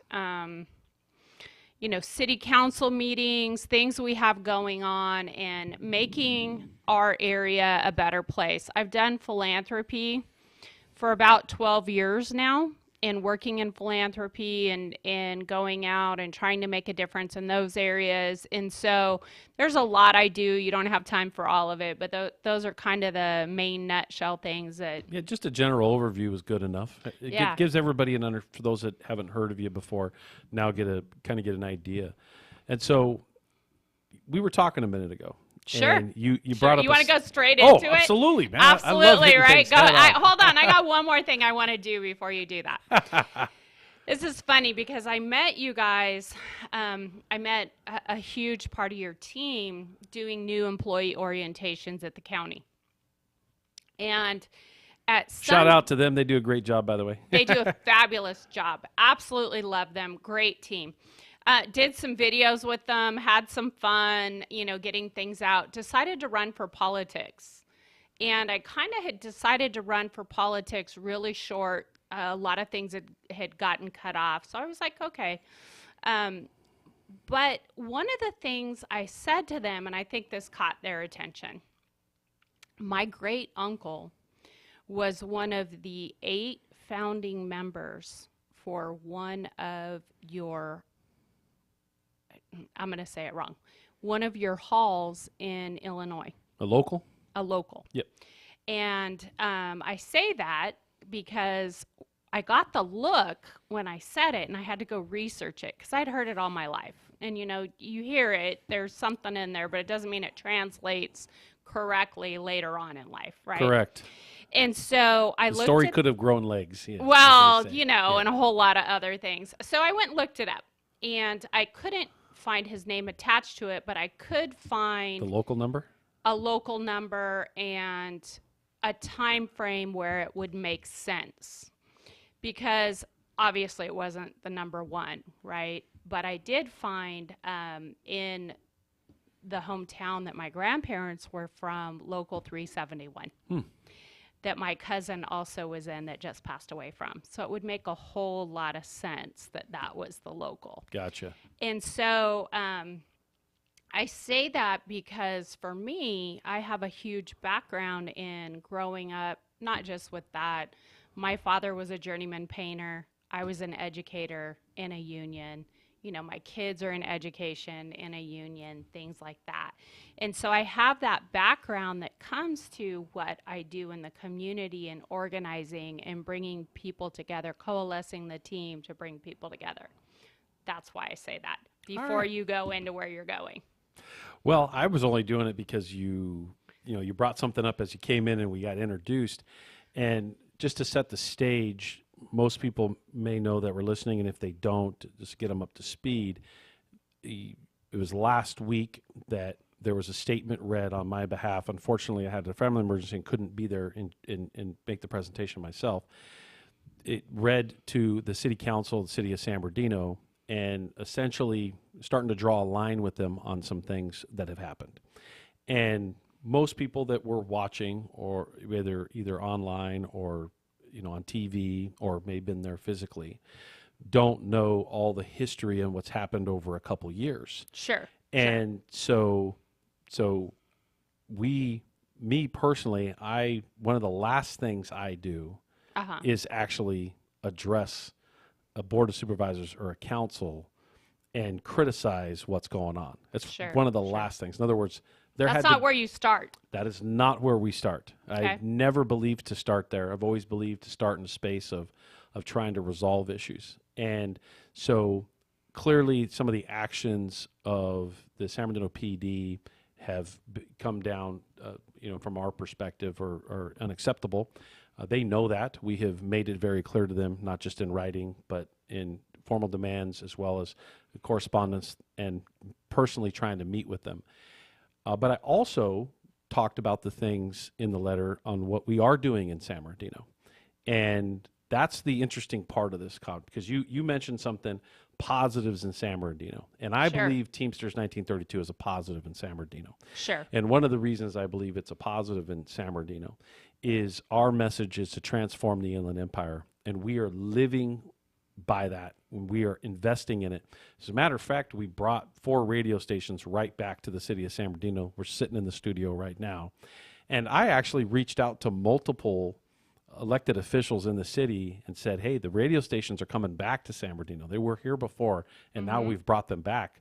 We'd like for you to come and participate in this in some way and make it a positive for San Bernardino. And unfortunately, that fell on deaf ears. And we have a car show here where we get a few thousand attendees. We have an open house here. We have events. We have movie nights. We have all kinds of functions here throughout the year where we invite the community. We invite our members. Some of it's for our members. Some of it's for both the community and our members. Sure. And we're always about collaboration and positive, and we're challenging. As you can see, this space here is nice. It looks good. It's very hard in downtown San Bernardino to keep this place nice. On a regular basis, I got to replace the logo, the massive logo on our glass out there. Someone will try to go up and put graffiti on it or whatever, and we immediately etch it. get it. We take it off, put a brand new one on it. Yep. We don't build a huge, big fence around this place to make it look less like appealing, make it look like a jail. Instead, it's open. The courtyard's open. Everything's open.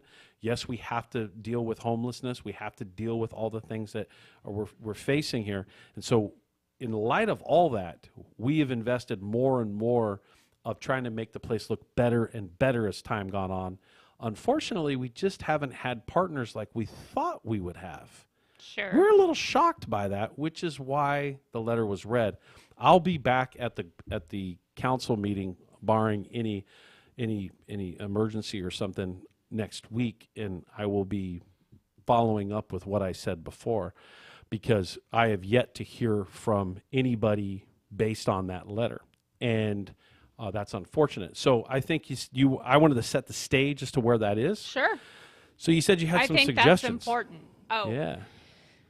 I have lots of suggestions, and I think that's a conversation that we could definitely sit down and have. I love that you are setting the stage, that I have seen some of the community things like the movie nights, different things, and wondered when I saw them, are they things just for your members, or are they actually, like, can anyone go? Meaning me, I have a podcast. I like to put positives out. Or people in the community, can I share it and put those positives out so that you're drawing the community into what you're doing and they also see the value? So I think that's a point of conversation when we're done today, to maybe look at how we can collaborate and work together on sharing some of those things and getting it out to the community.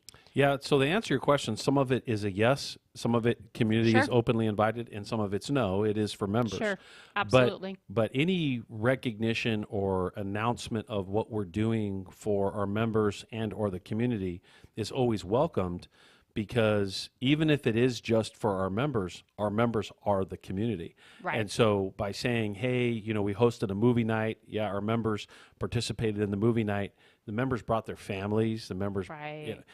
If we say, hey, we're going to have tacos and we're going to have a movie night, everybody come to it, I mean, we probably wouldn't be able to give everybody tacos because we'd run out.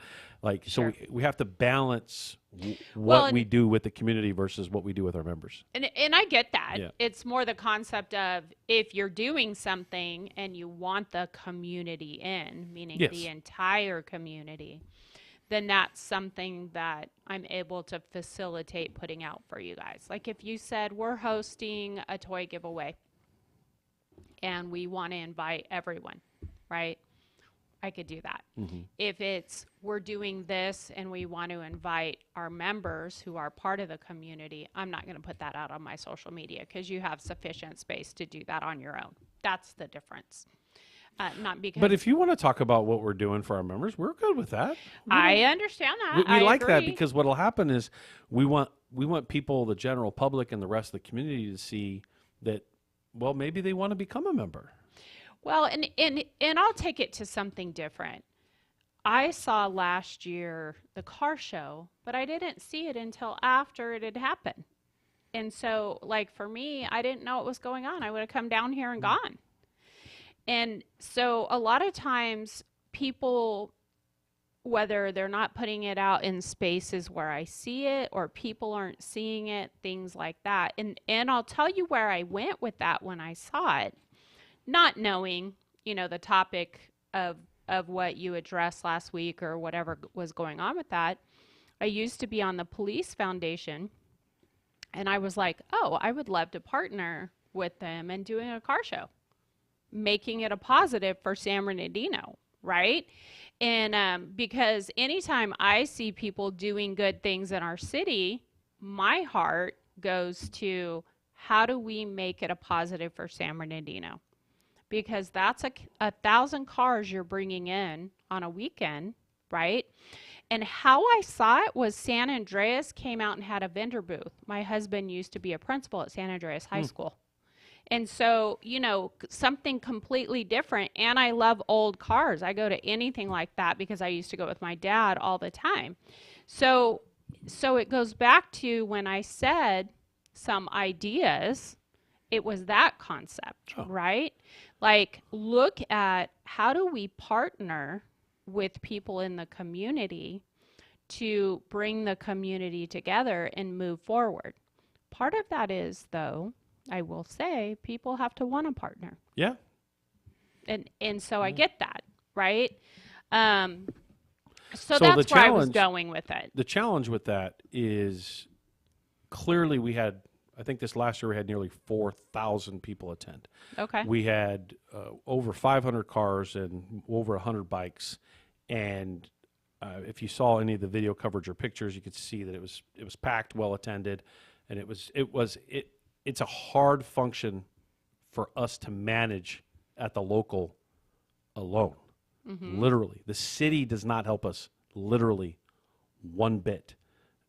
We get other locals and other organizations will donate to help us pay for it, but when it comes to actually operating and functioning the event, our staff, our team here actually manages the whole thing. And I can tell you, it is quite the undertaking to do something of that size. And so we have asked the city and the police department directly to partner with us. And for whatever reason, they've chosen not to. I'm not sure why. And I'm not gonna guess anymore, other than this last year, their partnership was broken down to a degree of harassing our vendors and our car show participants while they're in line for a car show at 6, 7, 8 in the morning, because people were getting in line really, really early. Sure. And on a weekend morning, like, all they had to do was drive over here to the building and ask us what was going on, which they already knew was going on because we had a permit. What was the purpose of that? The amount of flack I had to deal with personally of our car show participants, we actually had multiple car show participants pull out of line and leave. Not because of the line, sure, but because of what those police officers were asking them. Oh, well, do you have a record or this or that? Like all of a sudden targeting them or profiling them, and number of them left. So my point is, if I wanted to badger them and make them look bad, at the next city council meeting, which was in April of 2024, I could have gone to that next one and said, you did this, it was officer this person, it was car this, it was that, and could have just really bad. Instead, what we've done is for months, we've asked, hey, can we sit down? Can we talk? Can we figure out how to not have what's going on? And for whatever reason, your chief of police in the city of San Bernardino, he just don't care. Interesting. He don't care. And it goes this far. Wednesday, he was asked to get his contact information at the city council meeting by people on my team, and he did not turn over his contact information. We have been trying to get a hold of him for a week since that meeting and keep running into assistants and this person and that person. I'm a busy guy. I get what it is to be busy. But when somebody comes to the city council and says something like that and puts something out like that and then offers to have a discussion and you still hide behind your desk or hide behind other people, there's an issue. And I guess my question is this, right? I'm a relationship person. Said that from the beginning. Have spent years trying to build positive relationships, and in the PD specifically. Me too. That's how we built this organization. Sure, and right. And I say that seriously because, you know, there's been times where they haven't always had the most positive light shown on them, and I look at it. Well, it looks like they deserved it. I'm not going to comment on that. I actually watched them violate the civil rights of my staff and workers at Amazon. I've seen it with my own eyes, and they still refuse to sit down and discuss a resolution. Here's the thing, and I look at it this way, right? Because I've had some officers and some officers that are in RPD that have literally done things to save my life, right? So I look at that very proactive in community policing. Don't think they're all bad. Things, no, absolutely right? Agree with you. So you cannot look at the fact that what's going on is the light of the entire department. And so I'll kind of say it that way, right? But the other side of that is it's a reflection of their leadership. Wouldn't you agree? I'm not going to comment on that one. It is. It's a reflection of their leadership. But I will let you make that statement. And what I mean by that is I'm not going to comment. I think that we have a lot of things that we could do as far as coming together. People want to have to do it. And so whether it's me sitting down and making suggestions to you with Maybe that. You can help broker a meeting so that we don't have the conflict anymore, because I've kept my mouth shut for years. Didn't want to say anything negative, never went to a city council meeting, did everything quietly, asked council members, elected officials, individuals that have important positions within the city, asked over and over and over and over again for resolution and discussion, and it's been met with literally silence. Have you talked to the city manager? We have attempted to. Could you give me another water? Yeah. Thanks. Okay. Attempted to. Yes. So no resolution No. in speaking with her. Okay. Have you talked to, who's your council member, Sanchez? Yes. Have you talked to Sanchez? Yes. Okay. What was the resolution there? We're continuing to try to work through one. Clearly, there isn't one yet. Okay. So had Sanchez come back and at least talk to you, meet with you, not getting anything from the city manager, what about BB&K? In constant contact with BB&K. And getting a resolution or nothing? Not getting a resolution. Okay. BB&K, for all of you, is Best & Krieger. They're a law firm that represents the city of San Bernardino that some of us are well aware of because they do a lot of union busting for corporations within the Inland Empire. Best & Krieger, in my opinion, is a corporate-controlled firm that is influenced by Amazon that is influencing the city of San Bernardino. And apparently Amazon has got San Bernardino PD completely bamboozled to whatever they think that they can do. So you think it goes back to the relationship with Amazon and therefore... Partially. Ah, interesting. Partially. So you think that's a STEM factor? Part of it. Amazon hired a few key people out of the police department. They're on the payroll now. One. Mm-hmm. So you know of one, we know of a few. And so my point to all this is, this isn't our first rodeo, number one. Sure. And we have done I have done everything I can on my end to try to find a resolution. Literally, I can't think of anything else other than to start using our billboards and identify certain subjects that are going to embarrass this city if they're not going to come to the table and sit down. I absolutely do not want to take a negative posture. I never have taken I'd never gone before the Board of Supervisors and lambasted them for any of the things that they may have done. I have never gone to the Board of Supervisors in front of the constituents said, this failed during COVID, that happened, this happened. What I did behind the scenes is talk to the appropriate people. We found resolution.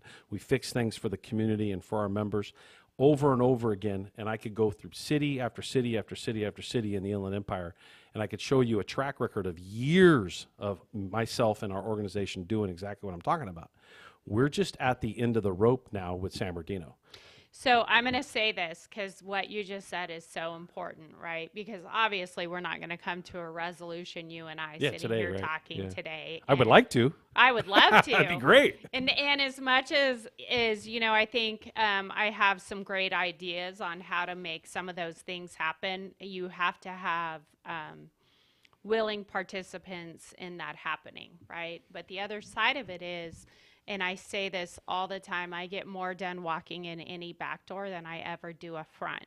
Now, does that mean I won't speak at city council? I absolutely speak at city council. I will get up and I try to keep it positive. Very rarely will you ever hear me go negative, because they know if I go negative, it's serious. But you sound just like me. Yeah, no. That's exactly where we are. Absolutely. That's why we get along. We agree. Right. That is exactly where we are. Right. And so when I say that, we're like, okay, is the negative thing the only thing that's going to catch their attention? You know, I didn't say what I said lightly when I walked in the door. Yeah. Right? Because I'm a solution person. I'm a problem solver. And you may not always agree with me, but I'll sit down and have the conversation and look at how we move forward. Right? I still want to do that no matter what, because we're going to react to what San Bernardino has done, and we're going to deal with it. I would prefer that it be we figure out a way. They hire a labor liaison.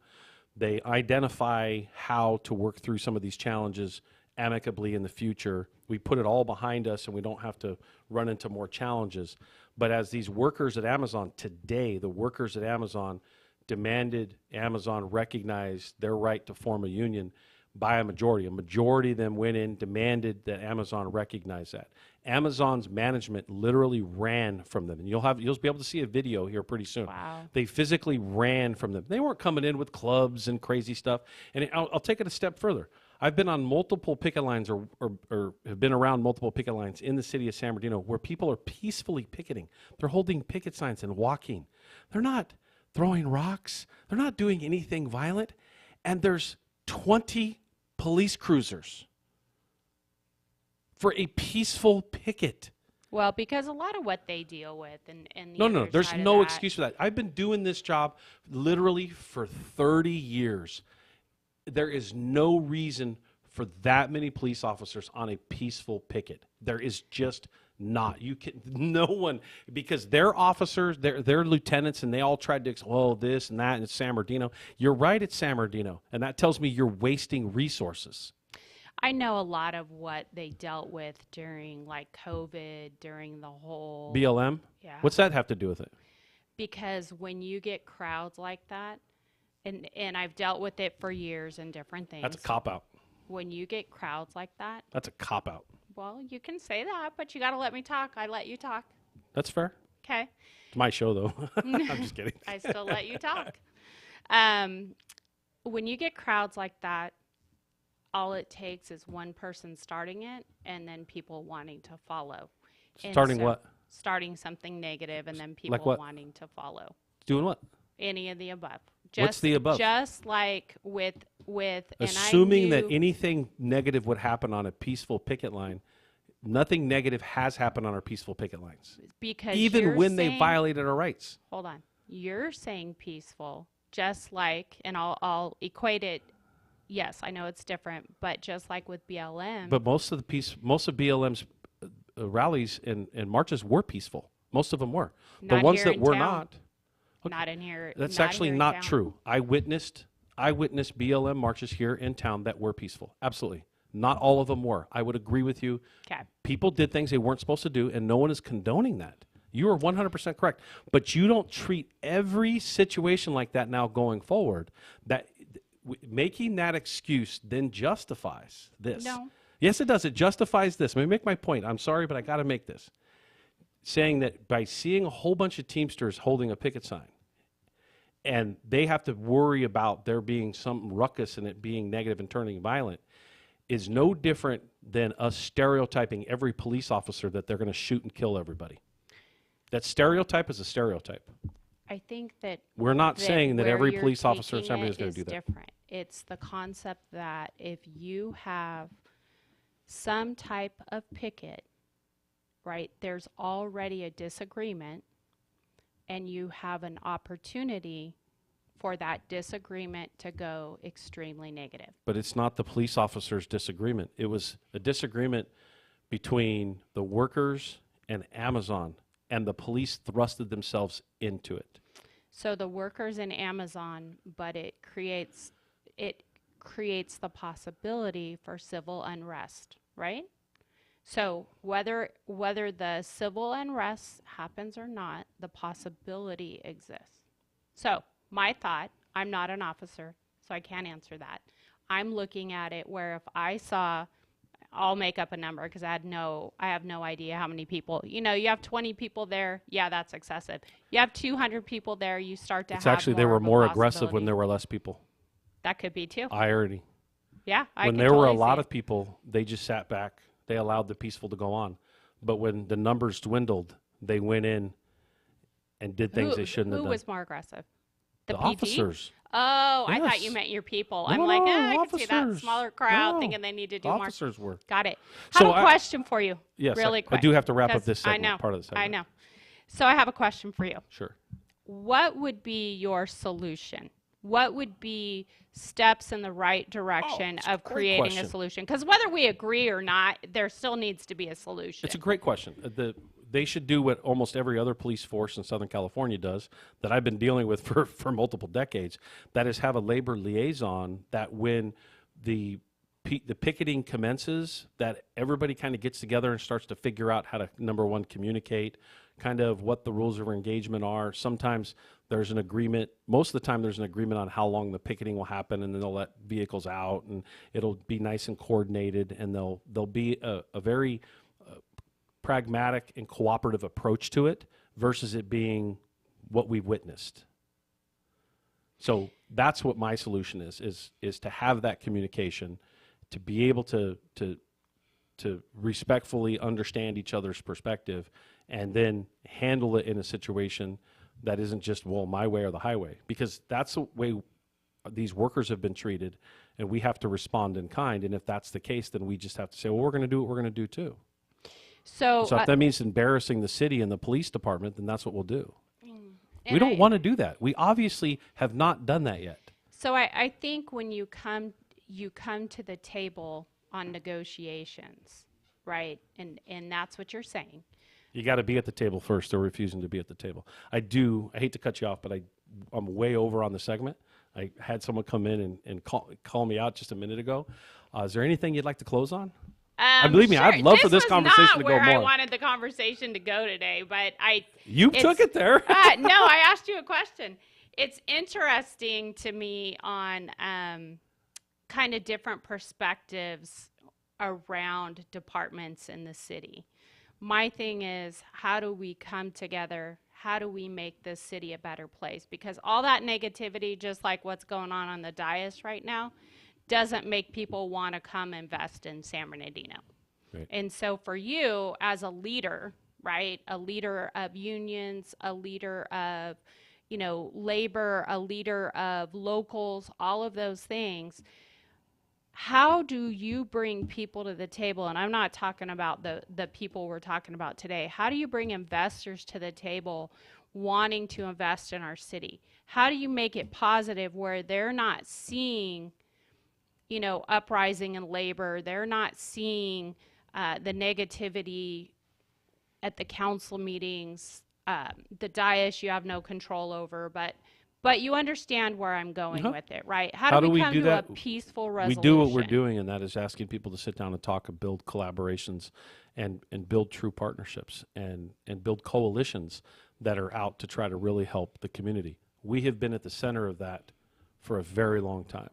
And some partners have chosen not to come to the table. So thank you for asking that question. Really appreciate you coming on. I would like for it to go longer. And if you wanted it to go different, maybe we'll get you back on the show and we'll have a conversation go different.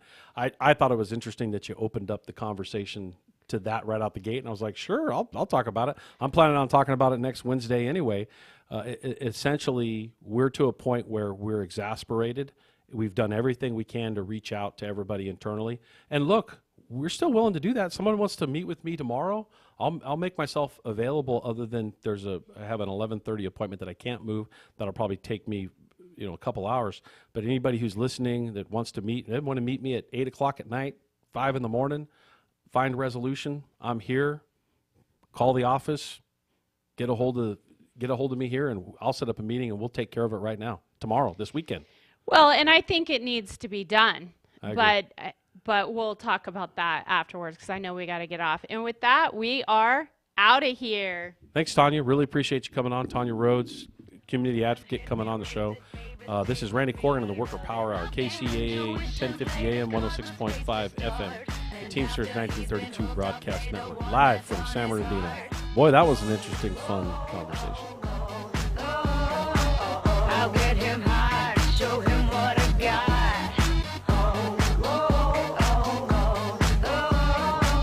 I'll get him high, show him what I got. Can't read my, no, we can't read my poker face. Can't read my, no, we can't read my poker face.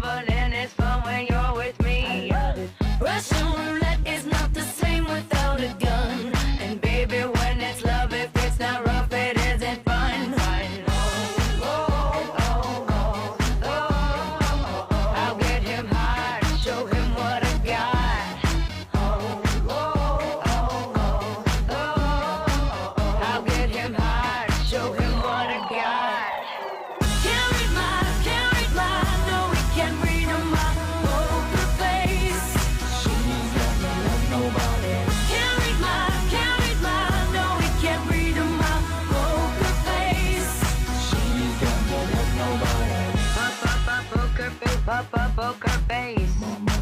Poker face. Poker face.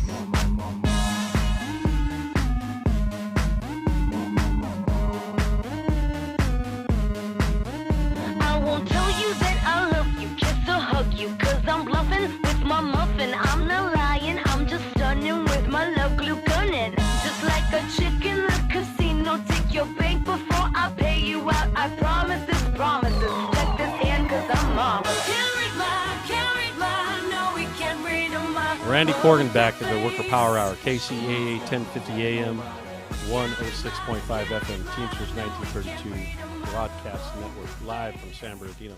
Boy, that was a fun-spirited debate. You got a little red in there. Did I? Nah, I'm good. I'm just fired up on the issue. No, okay, well, I'm not mad. I'm just fired up. I don't think you're issue. mad, but you were ready to go. Yeah, I wanna debate this issue. I rang the bell and I just couldn't hear it from the control room. I saw it. Yeah, it brought up a subject that obviously we've been actually talking about on the show for a while, and the issues that we've been facing during the picket lines. And what happens is people in America need to learn and understand the rights that workers have in this country, and the best place that workers have the right to express that is their ability to withhold their labor or to have a labor dispute. And when we're shunning that, or we're creating a negative about it, and I'm telling you right now, this board is blowing up because everybody's chiming in on it, and having the dialogue to help educate more people on what the workers' rights are to walk off the job, to me, is extremely, extremely, extremely important. And I really think someone said here, great conversation right now. Like hearing the perspective and the responses and the back and forth. Somebody commented cop out. Part of that was a total cop out. It's okay. None of this is meant to be antagonistic. None of this is meant to be to create a problem. But we are drawing a line in the sand, and we want to work through whatever we can. And we're at a critical mass for workers where workers' rights continue to be kind of deminimized. So I am fired up about the issue. Clearly, I had someone read a statement at the city council meeting, and I'm looking forward to being back there and talking about it a little more here, next Wednesday, and just kind of continuing to ask for resolution. In the end, that is all we want. We want a peaceful space. So with that. That's a civil matter. Them going in and out is a civil matter. It's a civil matter, and they have an obligation to go to court.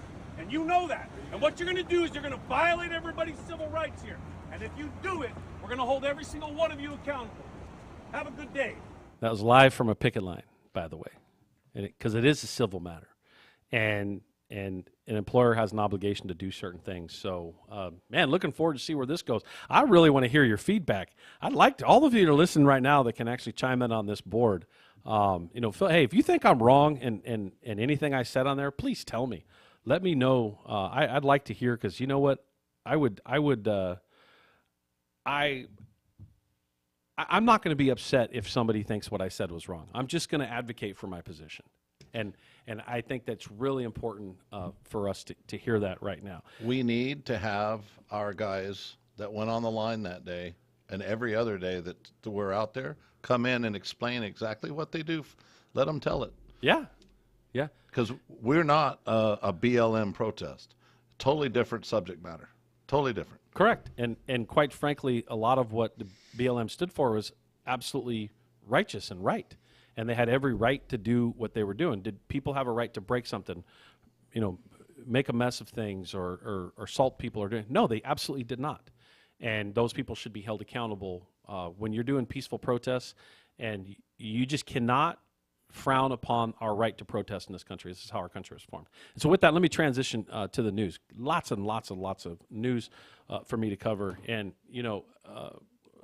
a couple of the things that we talked about, seeing positive things for San Bernardino and positive things that we're doing in the city of San Bernardino.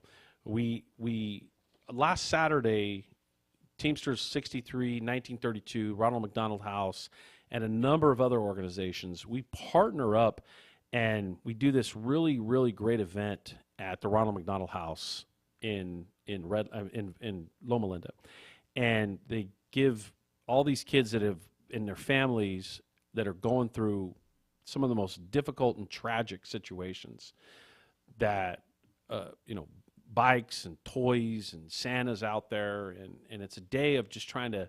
It's one of those days where you see these kids light up, and it's just a lot of fun. And I really want to thank everybody that participates in that. The hundreds of kids that were able to get their bikes and get their toys and experience a positive day, considering how difficult those challenges are, facing what they're facing, being in the Ronald McDonald House and facing the health challenges that they're facing is something that we always look forward to every year. A lot of our staff and board really looks forward to that event. And, so we're just reporting on it. This is that time of the year. It's Christmas. It's a Christmas season. Try to do more of that in this space where you're trying to help others in need. And I know some of you may be in need too. And I know that when I was a kid, I typically can't walk past a Salvation Army bucket at a store without dropping, a decent amount of money in it, because I remember as a kid, the Salvation Army did a really good job of providing Christmas gifts and doing stuff like that for households, and my household is one of them, and always appreciate that. And I think it's something that it's a time for giving, and it's a time for paying attention to it. And so the Ronald McDonald event that we did last Saturday was extremely powerful. It was unfortunately I couldn't be there, but everybody else was, and it was really good to see. And so we also have contracts for Teamsters 1932 that have been ratified in the last few weeks. We have the City of Fontana Public Works, as well as the City Hall staff, the Montclair Public Works. We obviously have the Limawood drivers. They ratified their contract. I spoke briefly about this. The Teamsters Local 1932 Hispanic Caucus, it was invited to the UCLA Labor Center on Monday to teach students how to bargain in union contracts. That group is so inspired by the work that the Hispanic Caucus is doing by educating these high school students on what the next step is when they get into the workforce, and really understanding the benefit of a union contract, and also understanding the mechanisms behind it. And it's just really fun to hear the stories at how these kids argued back and forth. They do a role play. Some of them would play as if they're the employer, and others would play as if they are the union, and they would get in their corner, and they would come up with how they would bargain it, and they'd get back together, and then they would hash it out. And it's just a learning experience for both sides, even if they were on the other side. So again, in the Teamsters Local 1932 news, that's what I'm reporting. And IBT news, we have I'm sorry, I got to find that real quick. Oh, the Teamsters filed charges against Costco. Costco we're bargaining the national contract right now at the IBT. And in the past 48 hours, Costco's upper management has escalated its illegal and reckless behavior. And so the International Brotherhood of Teamsters has filed a number of unfair labor practice charges against the city, against Costco. Here, I still got the city in my head. This is great. Got me worked up. Anyway, so congratulations to them, and we look forward to that challenge. As a matter of fact, just yesterday, there was a big rally for Costco workers in Long Beach, where hundreds and hundreds of Southern California members came together at taking the next step at preparing for their contract fight coming up here pretty soon. So we'll keep a close eye on that, and we'll keep reporting to you what's going on in that space. In regular news, I definitely want to. I'm going to actually close the show back on the CEO being shot, and I also want to report on Mexico's lower house approves unanimously for labor reform for app workers. And Mexico's lower house on Tuesday approved a reform that seeks to regulate labor conditions for delivery drivers and drivers working for apps like Uber, Rappi, and Didi. The reform includes basic labor rights such as minimum wage, Social Security, and holiday pay. And this will affect over 600,000 workers in Mexico. And this is crazy statistic. Only 41% of these workers make more than minimum wage right now. So clearly there needs to be some reform in that space. And so really looking forward to see Mexico moving in a better direction when it comes to how they treat the workforce. The new leadership there is much more labor friendly in Mexico, and so it'd be good to see labor unions get a foothold down there and are able to organize versus some of the challenges that they faced before.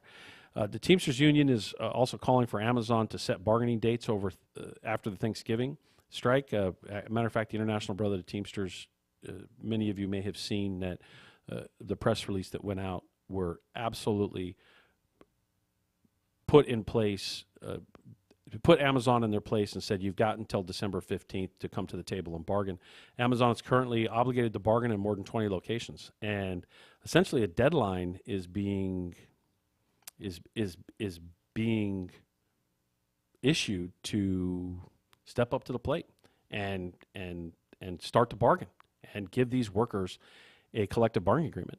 And if they don't, I think you know what's going to happen. There's probably going to be a labor dispute if Amazon doesn't respond by the 15th. And at a certain point, Santa's a Teamster. You got to really think about with Santa being a Teamster, how is he really treating his elves if Amazon is the one that's delivering its packages, right?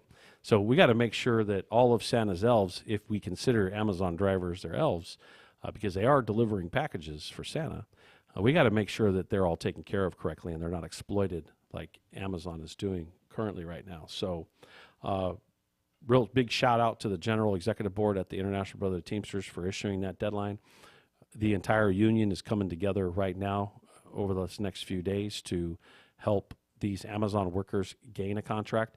And more than 7,500 workers at Amazon have organized with the Teamsters in 2024 alone. And I think it's really important to weigh that, to think about the weight of what I just said, 7,500 workers. So that's going to be potentially a pretty big labor dispute. And so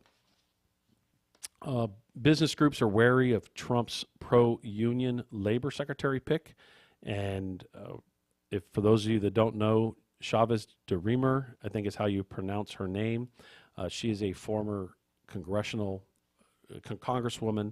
in Oregon, and she has gotten the nod. And O'Brien and our union actually leaned in on this, and we're happy to say that it's good to see that the Trump administration and the transition team listened to us on this subject, and it's going to be, in my opinion, it's going to be very helpful for us going forward. So kudos to Sean and team to make that happen. And so let me step back to the first thing I talked about in the news, and that is the situation around this horrible situation where the CEO of his healthcare company was shot last week, a little more than a week ago. It was a little more than a week ago, right? Yeah, 1 week. And it's a reminder of how frustrated people are getting. Again, it's not an excuse. It's not acceptable to do something like this. We just have to look at the cause and effect. That is exactly why Teamsters 1932, we have built out our ability to start to build clinics, prioritized affordable health care, created a system to where there's retiree medical subsidy, and that health care is prioritized and not put on the back burner, because the amount of struggles people are going through because they either can't afford good health care or the health care that they have doesn't cover enough, and it creates these sort of challenges, is just a reminder of the system really failing us. And many of you may remember back, a long time ago, most hospitals, almost all hospitals, were community hospitals, and it was the community owned the hospitals. And there was a lot of regulatory factors that have been rolled back in the 1970s and 80s that turned the healthcare system into a for-profit system, which is wrong, and it should not be that way. And these regulations have been eroded and changed. And yeah, are there still regulatory factors? Absolutely. But they've been shifted now allow corporations to own multiple hospitals. And heck, even some of these community hospitals are run by corporations that, Dignity Health or this or that. And then, it gets back into this whole system where corporate America has control over it. And it's ironic because you hear somebody like Elon Musk, banter about how we've got to eliminate a bunch of regulations when he just threw down nearly $200 million on an election. Clearly, there's not a regulation to limit how much money you can put into an election to help control the outcome for corporate America. And so the hypocritical part of this statement in what he's saying is, I want to gut regulation. Well, if you gut regulation like you did in the media, where corporations can own all these media outlets and now nobody trusts the media, you allow corporations to gut regulatory factors in the healthcare industry, where you allow those regulations to then be corporations for profit when it comes to healthcare and not based on people's health. You now shift to where profits over people, and people are dying, and I don't need to go into all these things that people have experienced either personally or have seen others experience. And it goes to show that corporations attack on unions where less and less people have union contracts and union health care, because people do not experience these sorts of challenges in the systems where they have union health care. And our mission has always been to make sure that there's affordable health care, and that in people's most difficult times that they are taken care of. And next week we're going to have someone on the show that's going to talk about our next step into how we're managing moving forward into the clinics. We're going to talk about some of the things that we did in the past and how we achieved affordable health care. And it should be a lot of fun in that conversation, and it'll be nice to talk about what our vision is of the future. But I do think it's important to recognize that unionization shrinking leads to less and less people having health care, and that leads to people being frustrated.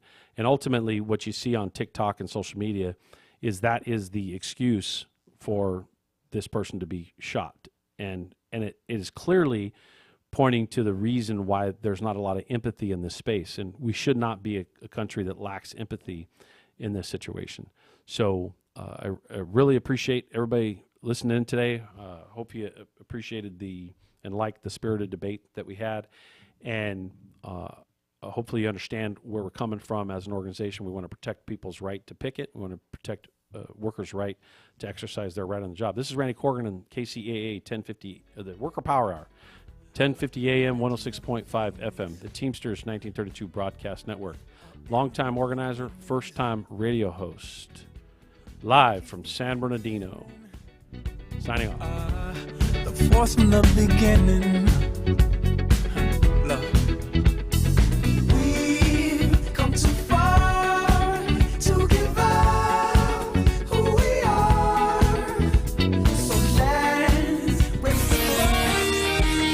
NBC News on KCAA Loma Linda, sponsored by Teamsters Local 1932.